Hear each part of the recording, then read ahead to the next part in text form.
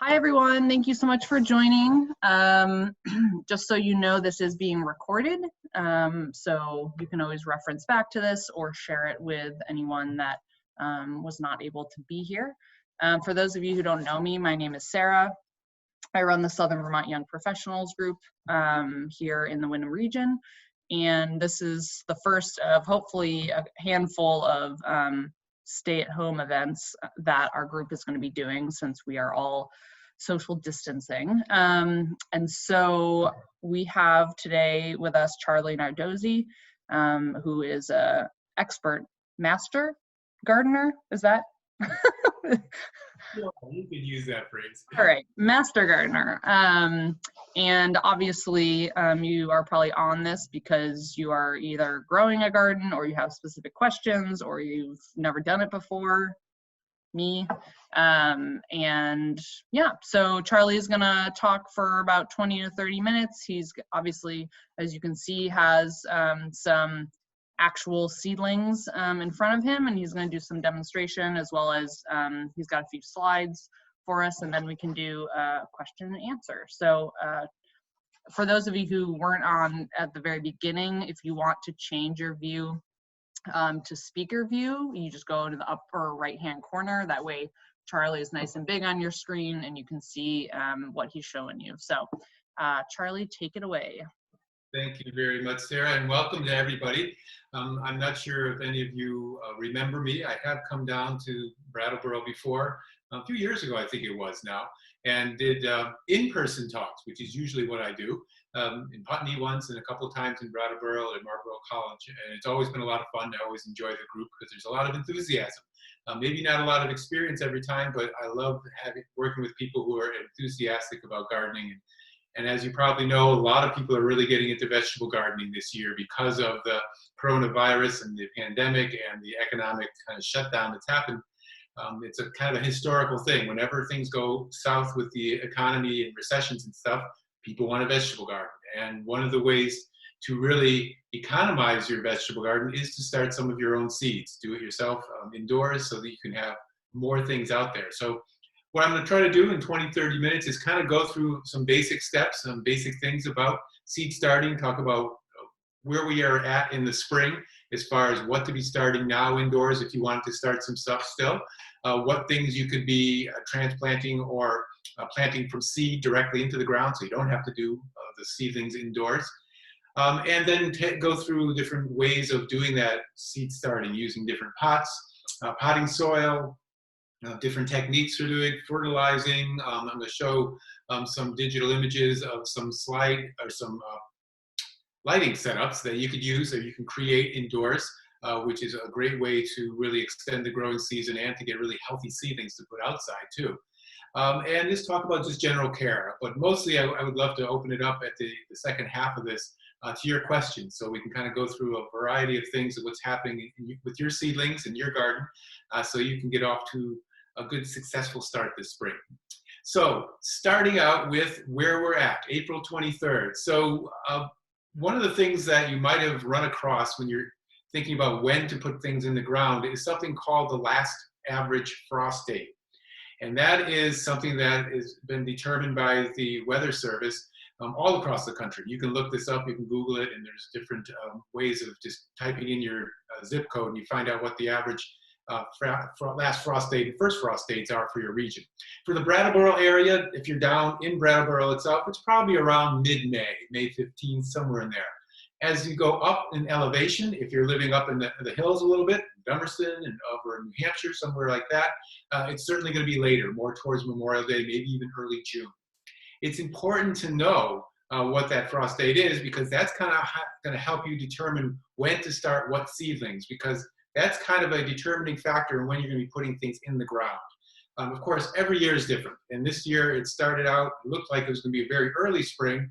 In the last week or two, it's gotten to be colder, so it's slowed things down again. So it may end up just averaging out to be something what it normally would be, so that that last frost date will be early to mid-May.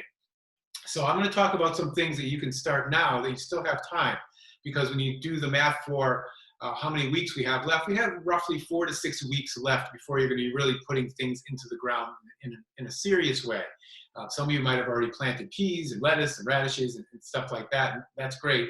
But when we're talking about the bulk of your gardening, it's mostly going to be happening in May.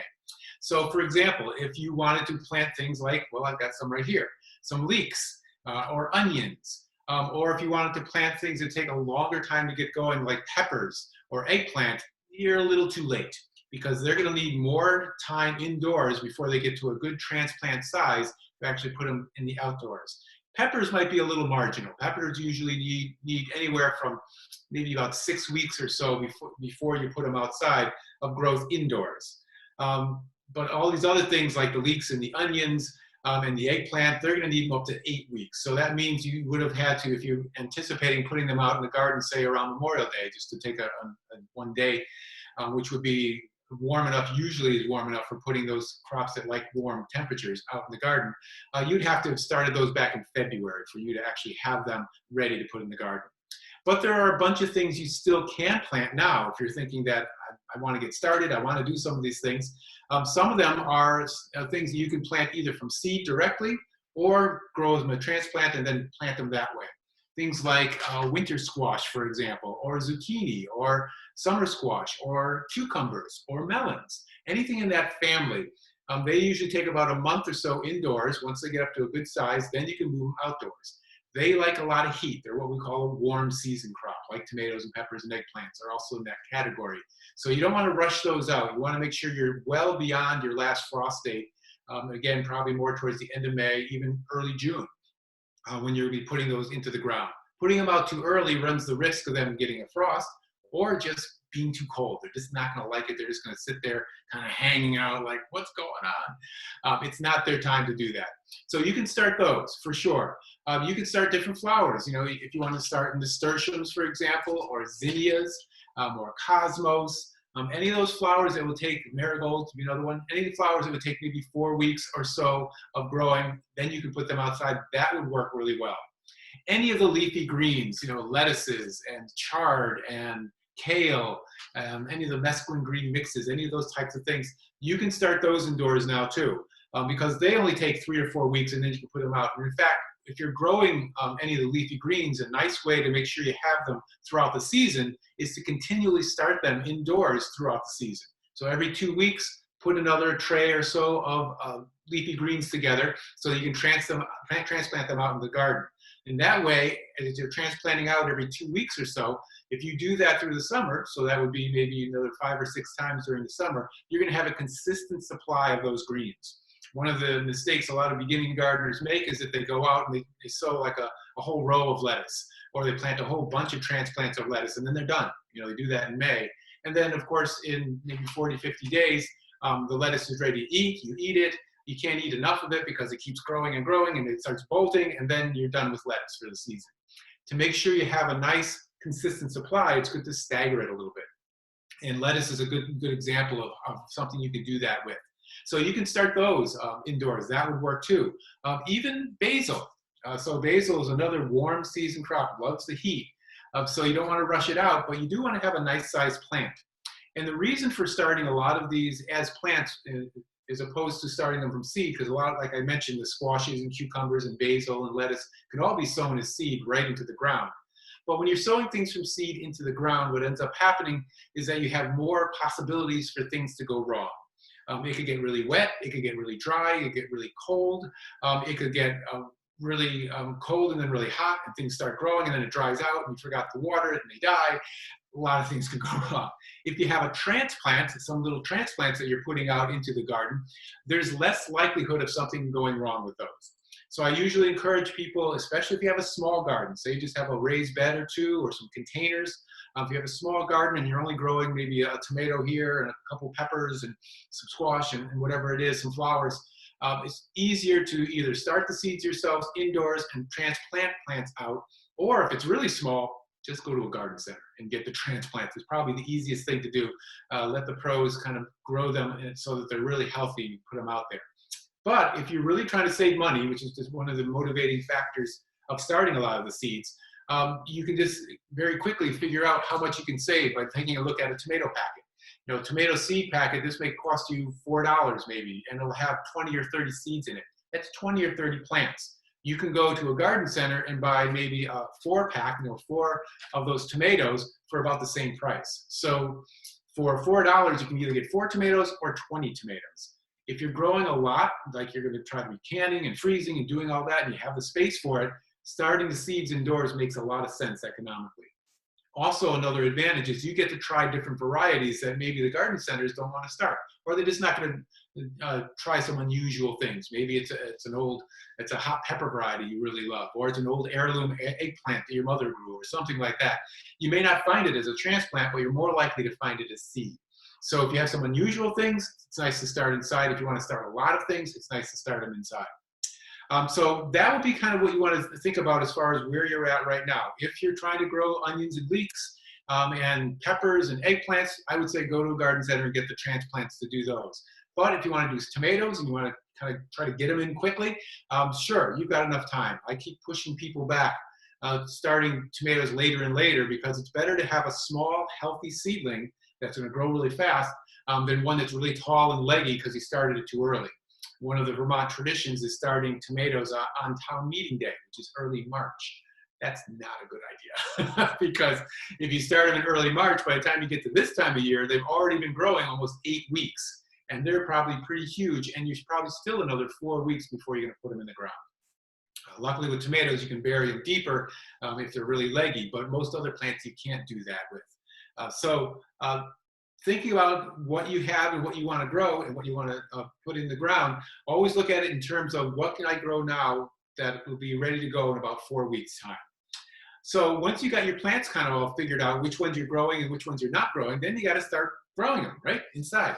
Lots of different ways to do that in lots of different containers. So you can get these. These are called 4-packs. I'm not sure you can see very well. Everything is dark here in front of me, unfortunately. They come as 4-packs or 6-packs. These are plastic little containers that have these cells in them that are about 2 inches in diameter. I like the 2-inch diameter cells for the reason that a lot of the seeds you're going to be growing, especially if you're growing small like alyssum seeds or marigold seeds or lettuce seeds, those small little seeds that you're growing in there, they're not going to like a lot of soil. If you try to grow them all in a bigger 4-inch pot, they're not going to germinate as well, especially if they're a little seed, because the soil that's around them has a bigger mass, you might say, and it's going to have less room for those roots to kind of expand as they're trying to grow. So it's better to start in the smaller containers than as they grow, transplant to a bigger container, which is what I'll show you how to do that in a minute or two. So these plastic ones are great because they're durable, they last a number of years, you can wash them and clean them, get any kind of disease or anything that might have been in them before, clean them out and use them, and that's what a lot of people use. But there are options.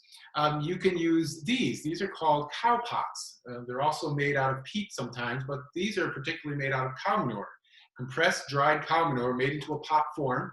The advantage of these is that instead of having a pot like this where you have to pull the plant out and probably damage the roots in the process to put it in the ground, these you bury the whole thing in the ground and you cover it over.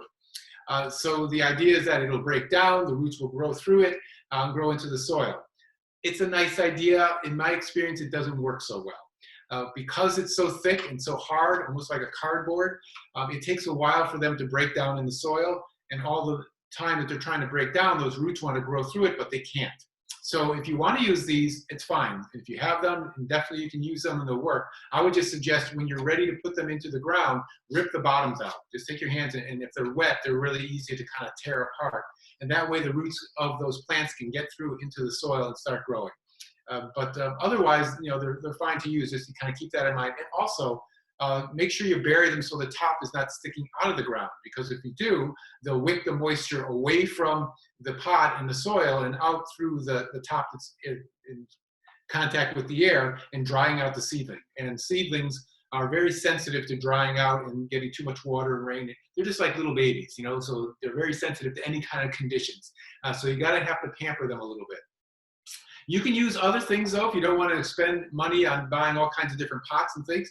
You can use egg cartons, work really well. You make sure you pop some holes in the bottoms of them, but you know, they're about 2-inch diameters, each one of these cells, so you can have a whole setup there. Sarah showed me her setup with her Dixie cups, her little cups. That was very nice. That's also another option you could use. Little yogurt cups and anything that's kind of small that you can put some drainage holes in, they'll work fine. You can also make your own pots, and you can make paper pots like this one. If you can see that, what we have here. This is made out of regular newspaper. This is 7 days. And what you'll do is you just take your 7 days newspaper, you shred it or cut it about, I'd say, a 2 to 3 inch diameter. There is actually a thing called a paper pot maker. How about that? It looks like a dowel, right? You wrap the paper around it like this, all the way around. And it could be, I'd say this is about 8 or 9 inches long, but it could be a little shorter than that. So you've wrapped it around, you can see that. We're just gonna fold the bottom in, and then they have a little platform. You just push it in, as you can maybe see what I'm doing here, and it forms a little paper pot that you have. So there's your little paper pot right there. And then you can make a bunch of these. You can have a paper pot party and make a whole bunch of them out there. The nice thing about paper pots is that they're good for this time of year, because if you grow things in them for 3 or 4 weeks, that's probably fine. If you're trying to grow something in them for 8 or 10 weeks, they're going to really degrade and break down once they get wet and the soil's in them and all of that. But for 3 or 4 weeks, they're great. For something like basil, for example, or even a tomato this late in the season, they're a good way to get things started. And you can plant the whole thing into the garden. It'll disintegrate really quickly, and it's not any kind of hazard, even if it has color on there. This is a soy-based ink usually. As long as they're not glossy paper, it's fine to use these and put them into the soil. So that's another option as far as pots go and what you can use for the different kinds of containers. So once you have your plants in your containers and they're growing, you're going to seed them. So you can see here, these are some zinnias that I did. I'll try to get them up close there so you can see them. And what I usually do is I put soil in, and then I put about 2 seeds, if I'm good. I put about 2 seeds per cell. The reason is you never know how the seeds are going to germinate, especially if you have old seeds. So if you have seeds that have been sitting around for maybe 2, 3, 4 years, you're not sure about the germination, one of the things you could do is a germination test. Before you actually do any kind of sowing of the seed, take 10 of the seeds, put them in a moist paper towel and a plastic bag, and wait about a week and see how many germinate. That gives you an idea. If more than 7 out of the 10, so 8 or 9 out of 10 germinate, then it's probably good seed. If less than that germinates, it's probably better to get some fresh seed. So this is really important if you have older seed. If you have new seed you bought this year, you could probably just put 1 seed in, and chances are they'll germinate. But I like to just put 2 in. But sometimes with small seed, like zinnias, you can see here, I've got maybe 3 or 4 in some of them. So what you'd have to do is once you start seeing the true leaves, which are, it might be hard to see, I'm trying to get it up close there, the 3rd and 4th leaf. So this is the 1st and 2nd leaf, it's coming up there. And then the 3rd and 4th leaves are what we call the true leaves. Once you start seeing them forming, then you want to thin this out so you just have 1 plant per cell, 1 plant per cell.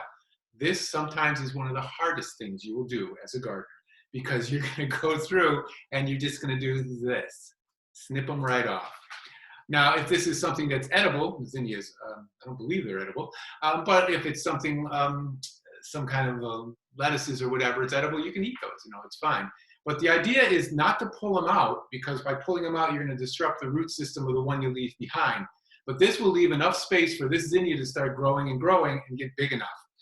So it's important to go through and thin them out that way. Now, if you have, here's my tomatoes that are here that you can see they're about a week or so old. I started them about that time, about 10 days ago.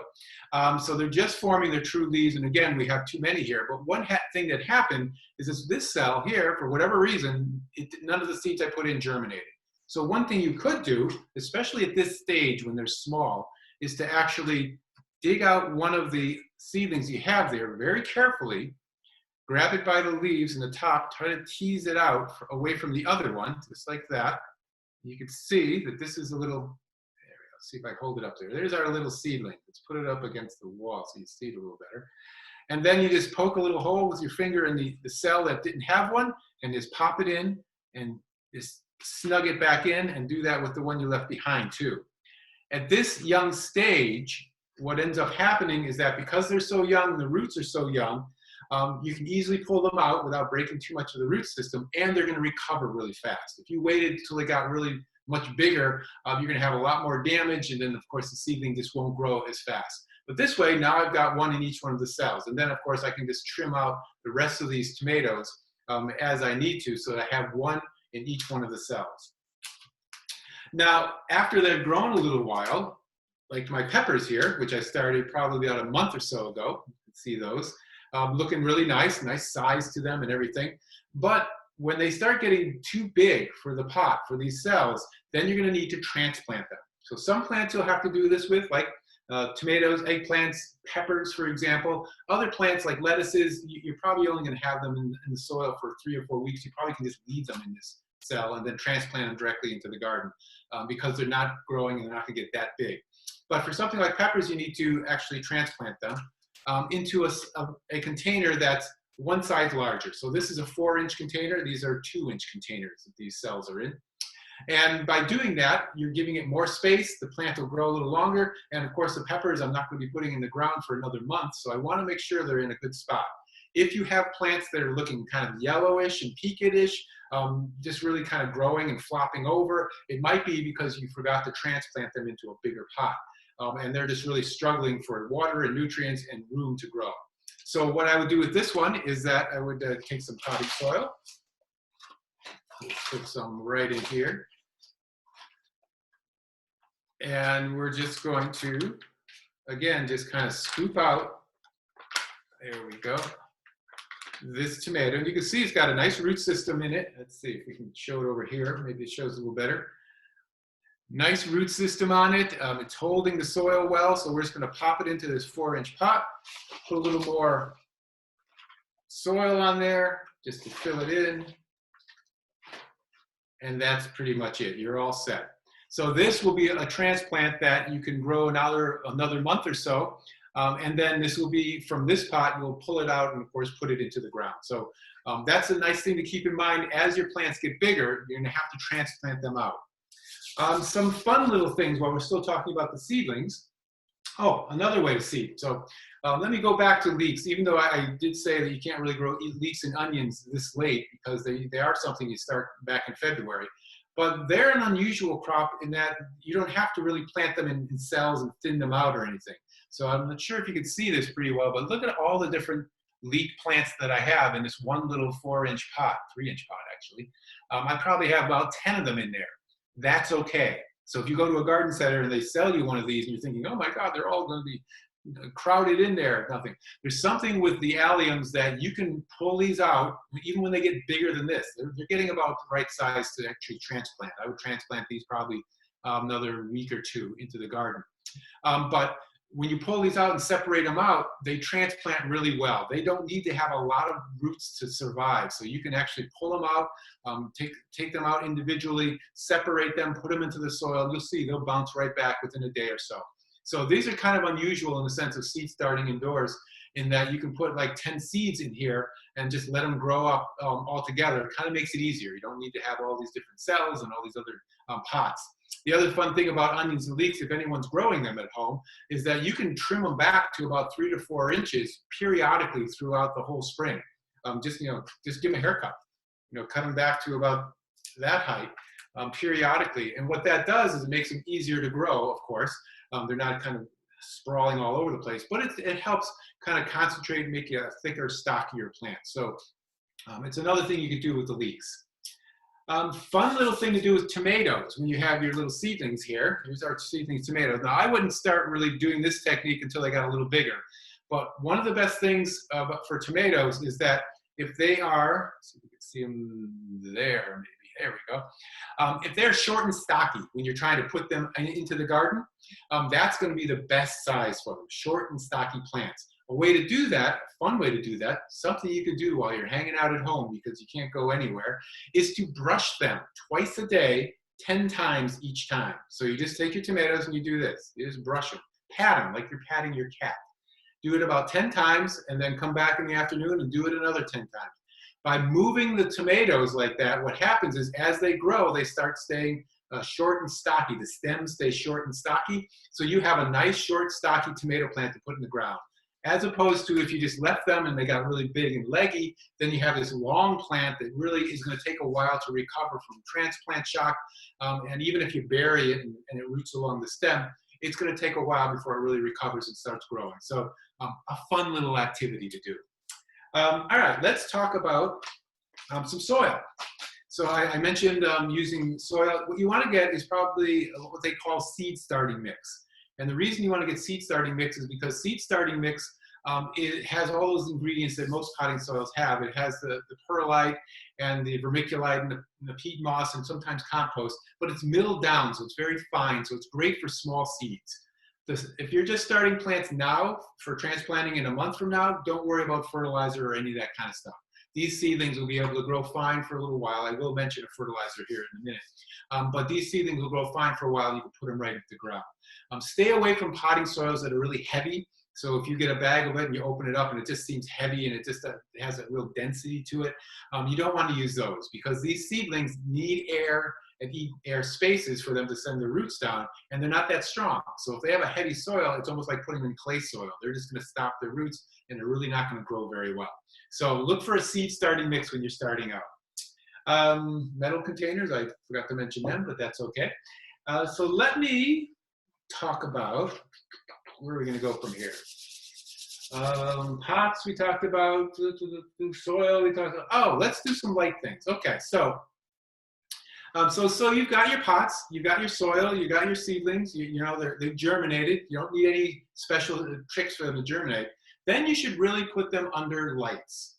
Now I know Sarah and John have them in the window, and that's great. I'm glad they're working well, but I don't know if you can see this close enough or not with this tomato, but they already are leaning. These are ones I brought up earlier today because I was trying to set up for this talk, and I had them under lights, but they're already leaning in my room here, my dining room, because they're looking for light.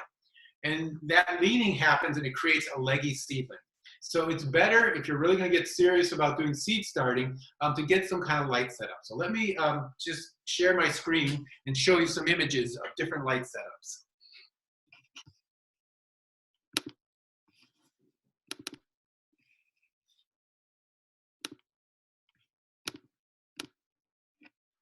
Okay. Oops, I actually got it on the wrong slide. So we're going to go all the way back. So you're going to get a quick preview of these as I go back to the beginning. There we go. So lights for indoor growing plants. You can get really sophisticated with this. You know, you can get all these high intensity lighting that they use for things like marijuana growing and stuff of that nature, or you can keep it really simple. I like keeping it really simple, especially if you're just doing it primarily for seed starting. So this is what ends up happening if you have them in the windows. So if you take a look at some of your seedlings, if you're growing them in windows, they might look like this already. These are zinnias that are growing in a nice, bright, sunny window, but you can see how they have started to elongate. Their stems have elongated. They're in internodal areas, as they call them, horticulturally, of getting longer and longer. They're stretching for light. And that's generally not a healthy thing for a seedling. It's better to have them short and stocky. So even if you have a sunny southern window, and even if it's been sunny and we're in April, the sun is strong, there are still chances and probably likelihoods that we're going to get cloudy days, maybe 2, 3, 4 cloudy days in a row. And that's all it takes to turn a nice healthy seedling into a leggy seedling. So it's good to have kind of a basic lighting setup. And this is something you can set up very simply. This is a wire rack that you, trellis system or a rack system that you can get at a Lowe's or a Home Depot or any of those kind of home center places. And it's very easy to use. They have a couple of different shelves on them. And you can get a little ballast or a little light system that goes above that. Again, at a home center, you can get those, or you can get a little more sophisticated. So for not a lot of money, you can kind of set up a little light system that will be there for years and years to come. If you're handy, you can get more sophisticated and make maybe a wooden version of this. But again, you can see the lights hanging over the seedlings. They usually should be 4 to 6 inches above the seedlings. And they have chains there that you would raise as the plants grow. You raise the lights up. That's kind of how it works. And there's 2 different kinds of lights that you can use for these, and they have advantages and disadvantages. The fluorescent lights are the old-fashioned shop lights, is what I started with many years ago, which is usually the ones that are thick fluorescent lights that have a hum to them. You know, they're kind of glary light. They're really not a lot of fun. But they did actually work to start seedlings, because your seedlings are only growing for a couple months under these lights. The new fluorescent lights that are out there, these are different size lights. They go by the numbers T5, T8, or T12. That is the diameter of the bulb itself. These are more efficient than the old ones, less costly than the old fluorescent lights that are out there, and they last longer.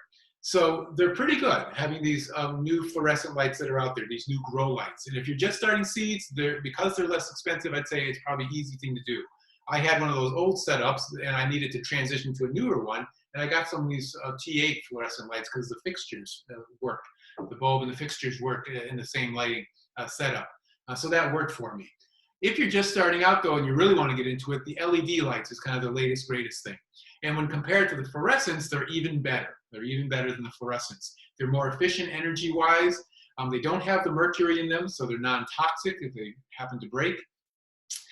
They last longer, they have less energy cost to them, but they're more expensive, and fairly more expensive than the fluorescent lights would be. And they're, as you know with LEDs, a pretty bright light. So you want to be careful if you're starting seedlings, say in a living space, and they're going to be on, say, into the evening when you're hanging out there, you might have this big bright glow going on in the corner, which could be a distraction. So, but those are two kind of different options. If you're trying to grow just seedlings, I say the fluorescents are fine. If you're really trying to grow things, maybe to getting to a point of them actually flowering and fruiting indoors, then you should start looking at the LED grow lights. What kind of setup you have really depends on how much you're going to be seed starting. So you can get a little desktop seed starter setup, grow light setup like this. If you're just starting maybe a dozen different plants, it's nice because it sits on a countertop. It's really convenient. It's small. It's easy. You put it away when you're done. Really simple one to use. If you're starting a lot of plants, especially bigger plants that you're going to need to move that level of the light up higher, then you might want to get one of these freestanding tier light systems like this. And that's what I have down in my basement. And that works really well. If you have it in a cool spot, one of the things you can get to keep those seedlings growing really well and keeping it warm is this. This is a heating pad or a heating mat. This heating pad or heating mat is very simple. You just plug it in to an outlet, and it heats up to about 70 degrees, and it keeps the seedlings warm. You put it down underneath the seedlings. You put the pots right on top of them, like that. You have them growing on them like that. It keeps them nice and warm. It helps them germinate faster. It helps them grow faster. And it's waterproof. So if you spill water on it, you don't have to worry. That's why mine is so dirty. It's got a lot of water on it. So that's a nice thing, kind of an accessory to use. There's also plastic hoods or plastic draping fabrics that you can put over the whole freestanding light system, so it keeps it nice and humid in there too, which is another thing that helps plants grow really well. Or you can go really sophisticated. This is some of the LED systems that are out there are almost like pieces of furniture. Beautiful pieces that you could have in your room or in a living room or a dining room area with lots of different plants. These are growing all kinds of exotic plants to the flowering stage because the LED lights can do that. So kind of think about how sophisticated you want to get with it. And depending upon what kind of light system you need, you can keep it really simple, start small, start simple, and you'll see if you compare the ones growing under lights versus the ones that are growing in the windows, the ones under lights are probably going to do much better. Okay, let me come back here. All right. There we go. And we're back. Nice. All right, just a few other things. Just want to take a look here. We talked about thinning, fertilizing. So if you have some plants that seem to look a little bit yellow, especially ones that have been growing indoors for a while, it's nice to get an organic fertilizer. You can get something like this. This is called PHC for seedlings and houseplants. You mix it up with a little water, so every time you water your plants, you're adding fertilizer to it at the same time. And that'll perk them up really quickly. And it's even a nice thing to do just as you get to the stage of transplanting out into the garden. And the other thing you want to do before you're ready to move everything into the garden is harden plants off. So you get, like seedlings like these peppers, for example, if you just put them out on a sunny day like today in the garden, even if it's warm and it's the right timing and all of that stuff, but they spent their whole life inside, they're going to go into shock. What's going to happen is that their leaves will get burned, they'll get sunburned, literally, on their leaves, and it might even kill them. It might even go that far. So the best thing to do is that have a little plan as far as timing goes. So maybe about a week before you're ready to plant certain plants, whether it be your lettuces pretty soon, your transplants, your broccolis and cabbage and cauliflower transplants, which are another group that it's a little too late to start. Or if it's going to be your tomatoes and peppers a little bit later, about a week before that, start moving them out into the outdoors to get used to it, but do it gradually. So for the first day, maybe just put them out for an hour, maybe before you, well, maybe you're not going to work right now, before you sit down to work. How about that? Before you sit down to do some work in the morning, put them out for an hour and then bring them back in. The next day, make it 2 hours. You know, we have kind of the convenience of being at home more often, so we can kind of do this now. But you're trying to gradually increase the time outside so that after about 5 or 6 days, they're able to spend the night outside all by themselves. And then they'll be used to the wind, the sun, and all the conditions of the weather. So when you do transplant them out, they're going to be more likely to survive. Those first few days, it's nice to put them in a place where maybe they get a little bit of light, but not a lot of light, and certainly not much wind. Wind is something that really can dry them out and kill your seedlings pretty quickly. I think that's all I was going to say about getting going here. I'm just trying to look to see if there's anything else. No, there's really nothing else in here. So I think, Sarah, maybe at this point, if people have questions, I think we're going to raise hands and you can read them out, or however you think would be best to do it. Great, thank you so much, Charlie. Yeah, so since there's not a ton of people on here, we can have people unmute themselves and ask the question. But before doing that, if people would just raise their hand and I can call on them and then they can go ahead and unmute yourself. So I'll pause there to see if anyone, if you don't know how to virtually raise your hand, click on the participant button that brings up the list, and then on the bottom there should be a raise hand button. All right, Alyssa Todd, first in. Let's go ahead and say hi. Hi. Can you guys hear me okay? Yep. Okay. Awesome. So Charlie, I actually have 2 questions. My first question is, when you were just talking now about bringing the plants outside slowly, is that if you buy seedlings or like little ones that are already started from the store, like maybe I buy them at the farmer's market or something, should I also do that? Have they been grown inside that I should be bringing them outside briefly, or should I try to get them in the ground right away? Yeah, that's a good question. They've probably been grown in hoop houses, meaning that the hoop houses have been opened up, so they have had some exposure to airflow and movement. And because they've been under a hoop house, they've gotten probably a lot of light too. So chances are you probably could just plant them right in the garden, especially if it's not a really bright sunny day. If you're a little nervous about it, say you get them and then we hit a hot spell, which sometimes happens in May where it gets 80, 90 degrees, it's sunny, you might want to wait a day or so, let them get a little more acclimated, then put them in. But for the most part, they should be ready to plant. Okay. And then my second question was, are there any vegetable plants that you would recommend for people who have had terrible luck growing anything, like maybe really forgiving plants? Yes, we're talking a lot about seedlings, but actually probably the easiest plant to grow is a bush bean. So you get bean seeds, they're big seeds, you can see them, you pop them in the ground, you want to wait till probably in your area around Memorial Day to plant them in a row, plant them together in a big kind of group, whatever it is. They'll come up pretty fast and you're almost guaranteed to get something from them. You're probably at least going to get some beans. Now, if you hate beans, don't grow bush beans. I work with families a lot sometimes, and people will say, oh, what's the easiest crop? So I mentioned things like lettuces and bush beans and stuff like that. And then they go and grow them, and then I ask them how it went, and they say, oh, it went fine, they grew well, but our kids never really liked eating them. It's like, grow things you want to eat. That's the most important thing. So start with bush beans. Bush beans and maybe a tomato. Get a cherry tomato. It's hard to kill cherry tomatoes, and it's hard not to get a ton of them. Start with those 2 things, Alyssa, and then after that, you can expand to some other kinds of crops. Awesome, thank you. Yeah, you're welcome.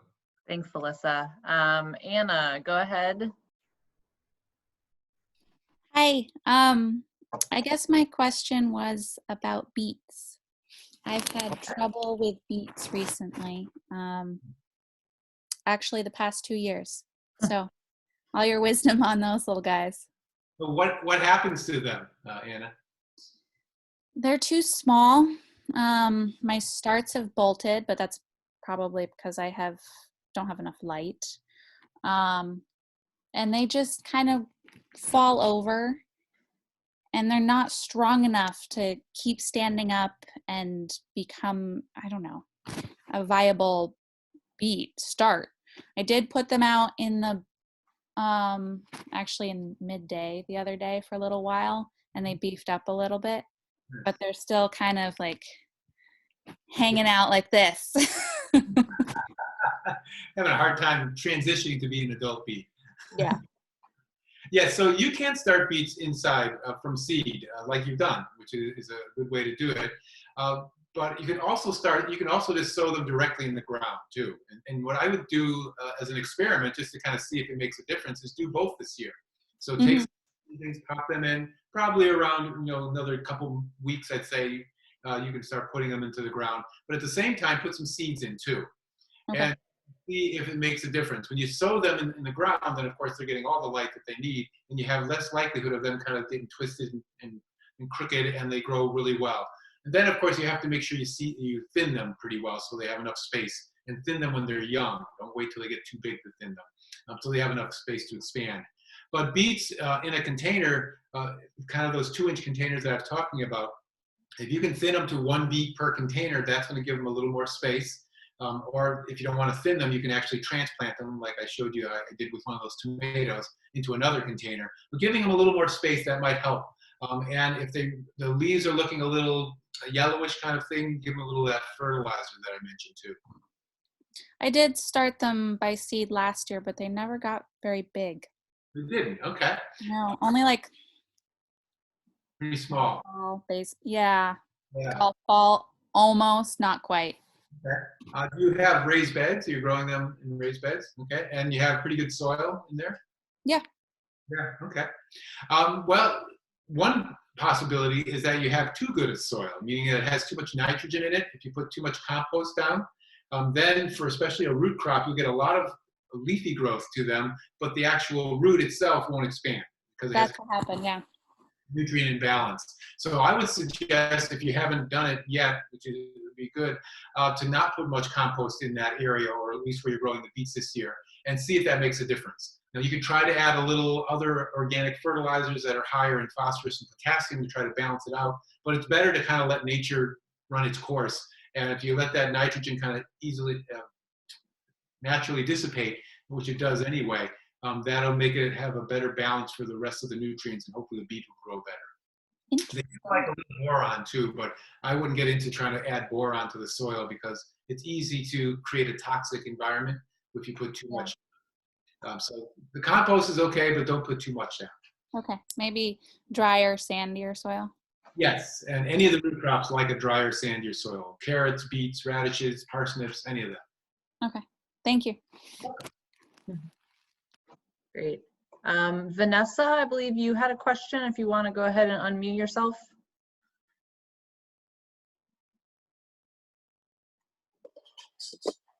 Hello. Sorry, I couldn't find the hand raise thing. That's okay. Yeah, I have next to nothing about all of this. But I started the other day tomatoes and pumpkins together in yogurt containers because my friend recommended to start them together for some reason. He has a lot of experience with this. But also I feel like already 5 days in, I'm like, I don't know how much to water them. Do I water them every day?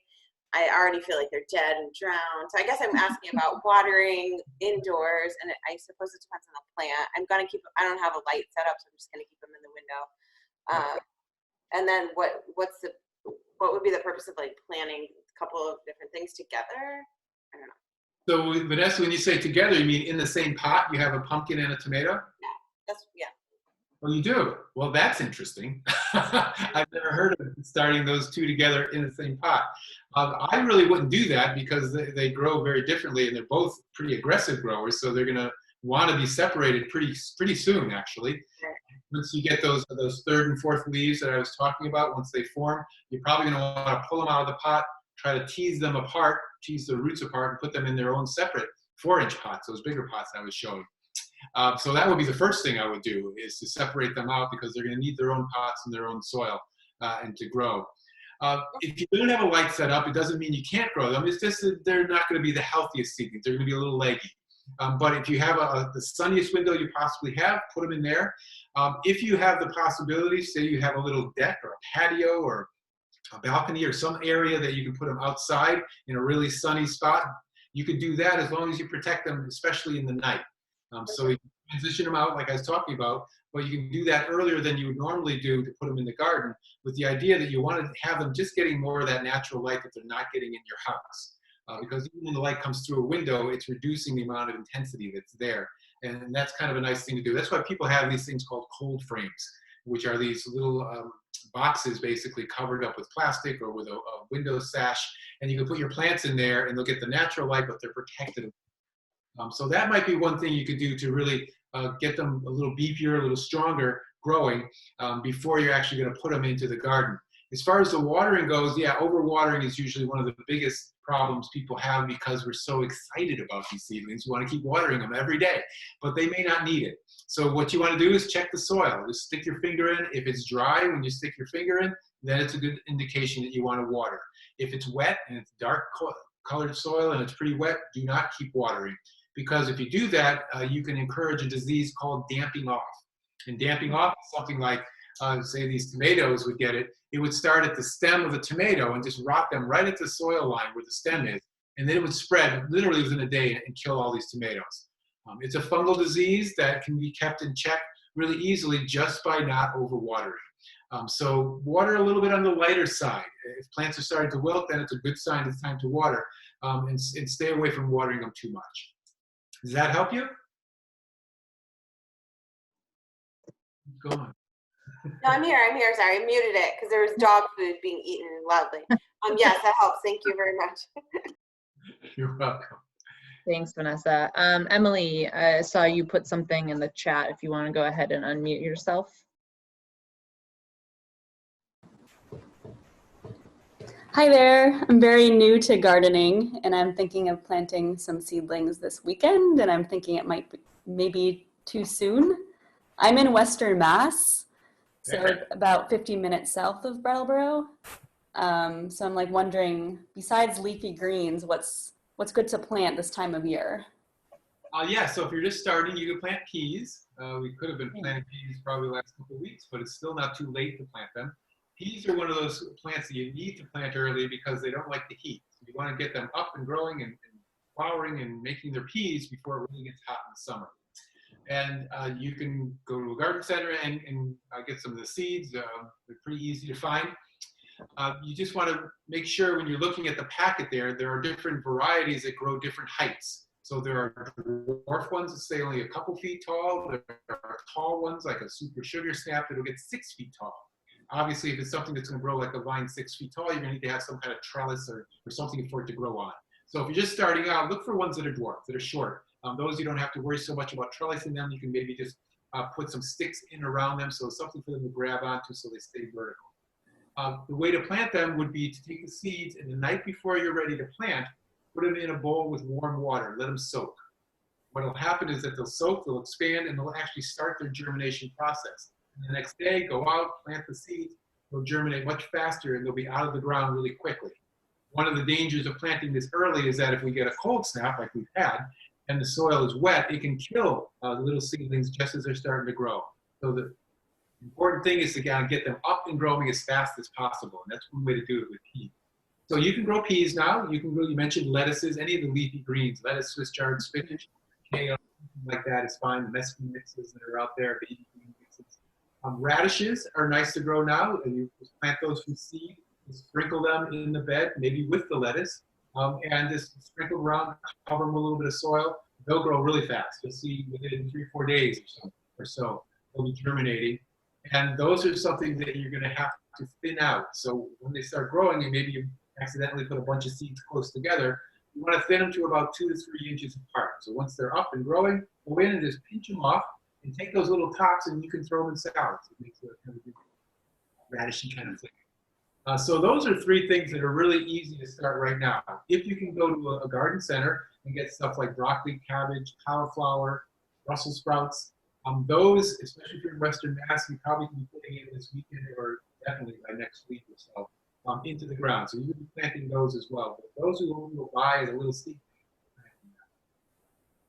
Thank you. And I'm also thinking of starting like a potted garden. I'm wondering if I should have like bigger pots for that, but also planting some seeds into the ground. Mm-hmm. Do you recommend a potted garden with like larger pots?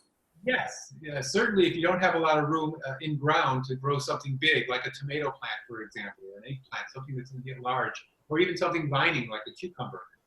You can grow those in big pots, but they have to be big. They have to be like a good 18, 20-inch diameter pots. You go to a home center or garden center, they have these lightweight plastic pots that are out there that are really durable, but they also are large enough that you can put the soil in there and you can grow those plants to maturity.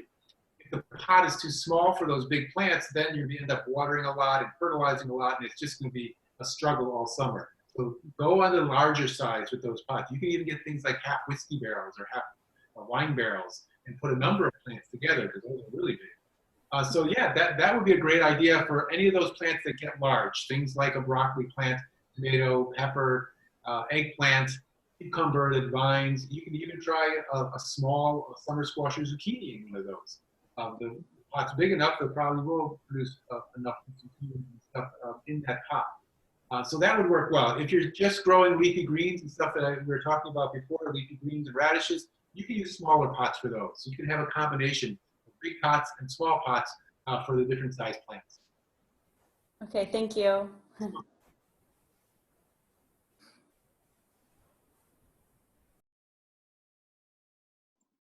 I was muted. Sarah, you can go ahead and unmute yourself. Sure. I am growing just some herbs on like my countertop, and I have one of those like LED lights that you can get online. And I was wondering about like trimming them. Like I have lots of cilantro, and they're kind of, so I planted probably like 10 seeds in one pot, and they're all growing together. And so number one, I was going to ask, are they kind of like the chives or leeks that you can do that? And then number two, what I was going to ask is, when you go to actually like harvest the herbs, is it best to just take the leaves or go to the base, and like, will they regenerate? So those are my questions. Great, and you're growing them all indoors. You're not going to move these outside or anything? No, probably not. Probably just keep them in, unless, maybe move them out in the summer, but really just growing them in. Okay, sure.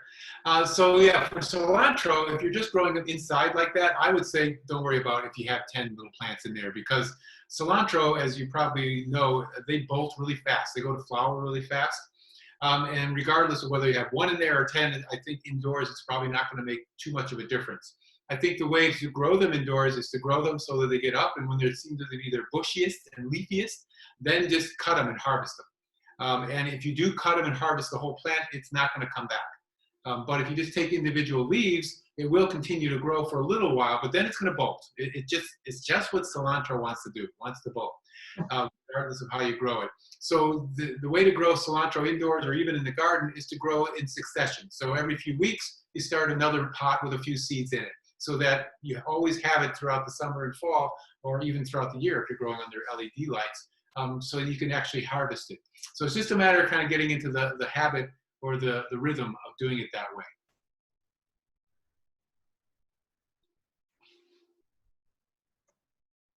Thank you. Okay. I have a question about, are there specific types of plants that, once they're planted outside and they're starting to grow and produce, that when you harvest, they will keep producing more? Or similar maybe to the cilantro question, like if we were to put kale out or broccoli out, once we harvest it, do we need to replace it with another plant? Yeah, there are plants that you can harvest pretty much all season long, like a broccoli, for example. Once you cut the head of the broccoli, then all the side shoots start producing smaller heads, and that just continues throughout the summer into the fall, as long as the plant stays healthy. For things like kale or lettuces, especially if you get what we call the loose leaf lettuces that don't have a formed head, but they're more kind of loose, you can just pick up individual leaves. And this is especially nice if you don't have a lot of people in the household and you just want like enough leaves for a small salad every day or two. You can just pick off the individual outer leaves and leave the inside of that plant intact. So that works well for lettuce, or for Swiss chard, for kale, any of those greens. And that way you can have that plant for a long time. Now the lettuce eventually will bolt, but the Swiss chard and the kale won't. And so you can just keep harvesting that all the way into the winter probably. In fact, I've had kale come over winter in the garden, depending on the nature of the winter we had. And then this time of year, it starts growing again and you get more leaves from it before it eventually goes to seed. So we have those kinds of plants that you can harvest. And then of course, any of the root crop kind of plants, like the beets and the carrots and the parsnips, you pull them up and then you're pretty much done. Right. Cabbages, you're pretty much done, or cauliflower, it's pretty much done. Anything that's a fruiting crop, like a bean, cucumber, squash, tomato, pepper, the more you harvest, the more it's going to produce. So it's really important, especially with squashes and cucumbers and beans, to pick them when they're on the young side. So the more you can pick them, the more the plant gets the message that, oh, I still have to produce more fruit. Once you let some of those get really big, then it gets the message that I've fulfilled my mission in life. I've created a mature seed, which is inside those fruits. And so then it slows down its production. So staying on top of it, even if you're not going to eat it, it's better to pick it and just compost it or give it away than to leave it out there, because that way you keep the plant producing. Great, thank you. Anna. I got a nerdy question. Do you have any companion plantings that you like to do? Like the classic, corn, bean, and squash, the three sisters. Are there any others like that that you've had success with that you recommend? So yes, there are definitely different things out there you can do. There's a technique called polyculture, and it's something maybe you can Google and just kind of see what they do. And polyculture is using compatible plants that are compatible in their growth, their leaf growth and their root growth, and planting them close together. In fact, when you create a polyculture bed, it looks like a jungle, because you have a little bit of this and a little bit of that, all planted next to each other. It looks nothing like what a traditional garden would look like, where you have either a row of something or a bed of something, like a raised bed filled with something. This has a jungle of plants together. So some of the combinations that I've used in those polyculture beds are bush beans and onions, or bush beans and leeks. And the reason that works really well, actually basil and onions and basil and leeks works well too, is that if you think about, well, I'll pull back my little leek plants. When you look at the leek plants, they're very ferny, very hairy kind of plants. So they grow up pretty tall and then they just kind of drape over. They don't really shade the plants around them. So if you have leeks growing up like that, and then you have bush beans around them, which stay maybe a foot tall or so, they're not going to shade them out. The bush beans will grow really well, and the leeks will grow really well. And they'll be literally right on top of each other, growing right on top of each other. I did this last year in one bed where I had a mix of them together, and they all did well. I did it with onions, actually, onions and the bush beans. The bush beans have the ability to fix nitrogen from the air and then place it into the root system. So they actually are helping the leeks and the onions by producing nitrogen in the soil. The leeks and the onions are more shallow rooted plants, whereas the beans and the basil are more deeper rooted plants, so they're mining nutrients deeper in the soil. And the bush beans and the basil will shade that soil, so you won't have to water as much. So that's kind of a nice little combination you can use. You can use the same idea when you're planting like a warm season crop like a tomato or an eggplant. When you plant those in a bed, in a raised bed, you have to space them 3 or 4 feet apart, 2 or 3 feet apart, because they're going to get big. But it'll take them a month or two to get big. So while you're waiting for that to happen, you can put fast maturing things, put arugula in there, radishes in there, greens in there of different types, and let them grow up really fast and harvest them. And by the time you harvest them, then the other plants have gotten so big that they'll shade out that area. That way you don't have to weed as much, and you get double crop from that same little bed area. That's awesome. Thanks. You're welcome.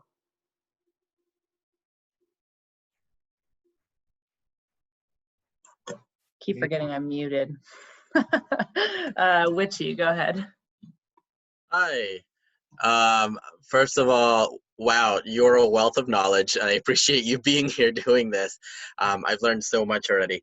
I have a few questions. I'll stick to the short ones first. First one is it possible to get a copy of the PowerPoint that you used for the lighting?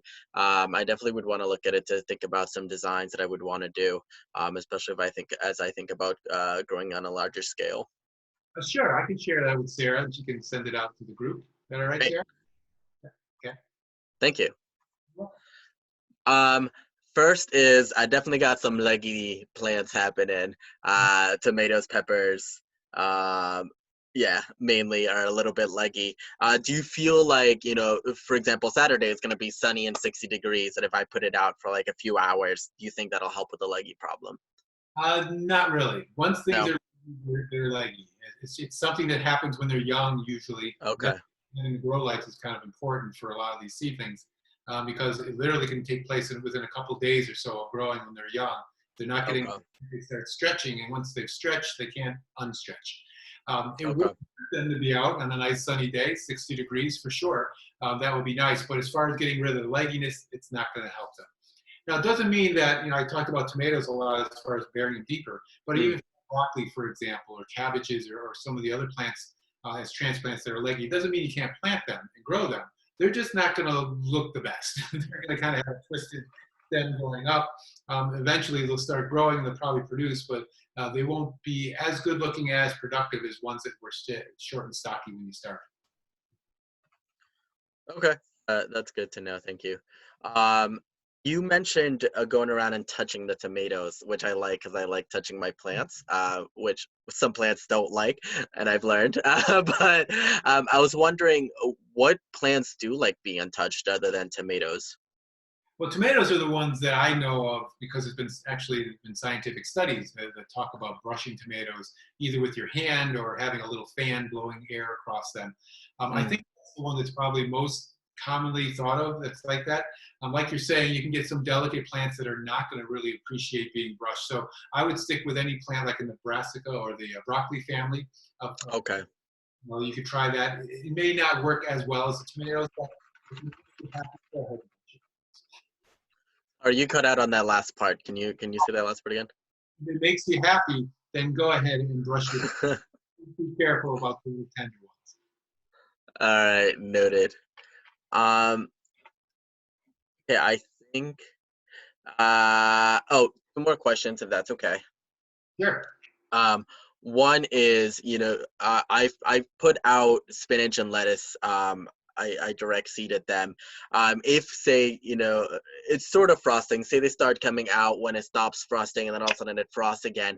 I know that they usually like stop growing, but will that be like a stop growing permanent for the rest of the season, or will they just like kick back up once when it stops frosting again? Yeah, if the frost is a very light frost, like high 20s kind of temperatures, that will be okay. Okay. We'll just stop. You might see the older leaves won't look very good, but you're really interested in what's going on right in the center of the plant with the new leaves. As long as that's still alive, then you're okay. So Great. we let us a week or so ago out in our garden, and it's gotten, as you know, really cold in the last week. So we put a remade or floating row cover, like a fabric material. We put it over that bed. And I just checked them this morning, and I looked underneath it, and they looked fine. So sometimes just protecting them with a little covering, especially when you get nights that are getting down into the mid-20s or so, that would be a good idea. But I think at this point, I get a sense that it's probably not going to get that cold again. Maybe in May, you get a night to protect them. Okay, great. And last question is, we definitely have a groundhog. And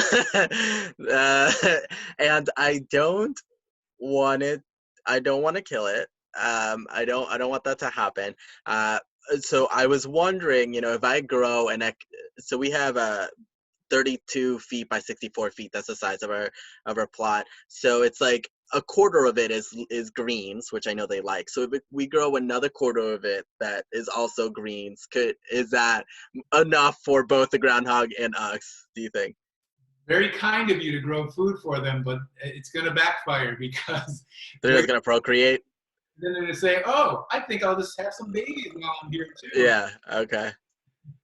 So yeah, you really shouldn't try to encourage them. It's a big garden, but I think the best way to not harm the woodchuck or the groundhog in your garden is to do some kind of fencing. And fencing for groundhog, I know, it's tough. Put it around this the greens for that matter. Because they'll like beans, they like greens, they'll eat a bunch of different things. You just start with around there. If you do the fencing, bury it down and then angle it out away from the garden. So it's kind of, and bury the bottom of that L with soil or mulch or whatever. Yeah. And then on it so that they don't dig underneath it and get underneath it and get in. And it's better that now when things are just starting and they haven't figured out there's something good to eat there, because once they figure out something good to eat, they're going to really work hard to get into that garden. Okay. But other than that, you can try repellents. There's all kinds of different repellents out there that are blood and animal urine and lots of different things. Okay. But eventually, if there's something good to eat, they're going to ignore that and make their way into the garden. Noted. All right. Well, thank you. That was insightful. Sorry about that. Are there any other questions? We are at about 6:10, so I just want to be mindful of people's time. I probably maybe the last question, unless anyone else has something. I'm just curious, Charlie, if there are any like go-to resources that you use frequently that are a good source of knowledge, other than emailing you 20 times a day. Well, you could do that. I may not. Try. That's a nice segue, Sarah. Thank you, because I was going to mention my website, gardeningwithcharlie.com. Gardeningwithcharlie.com. Charlie spelled IE.